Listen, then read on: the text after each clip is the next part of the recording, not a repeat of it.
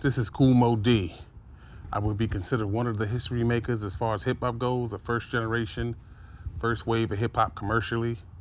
But my influences, even though I'm hip hop 101, hip hop 1000, my influences are easily in order: Earth, Wind and Fire, Stevie Wonder, and Parliament Funkadelic. Gotta say Parliament Funkadelic because for those that know, they are Parliament and Funkadelic. But George Clinton, they gave me some of the wittiest things ever. Earth, Wind and Fire, pound for pound, are the most lyrical, harmonious group of all time, in my opinion. They hit every level you're supposed to hit in terms of making a person respond. They had messages, they had coded stuff that they said. It wasn't really that slick, it was straight at you, but a lot of subtleties in it. Songs like, I remember the first time I heard Reasons and That's the Way of the World on that album. I probably listened to that about 1,000 times the whole summer, back to back to back. Now I didn't have a record player, but I listened to it at Mike Chill's house.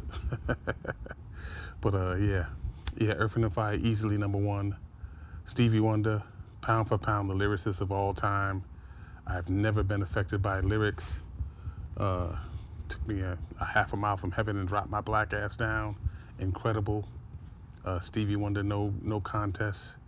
When you listen to his body of work, I think they said I saw him on a list that said he had the greatest runs, one of the greatest runs of all time in R&B and musical history.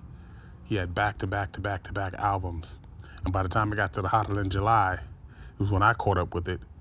He was already on the roll, so I knew who he was and I knew what the music was, but I wasn't paying attention the same way I was by the time I started in hip hop.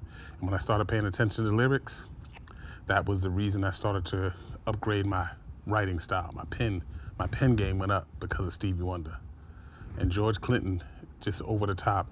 And the fact that they had a peak and then they had a dry spell where people thought they fell off, so to speak.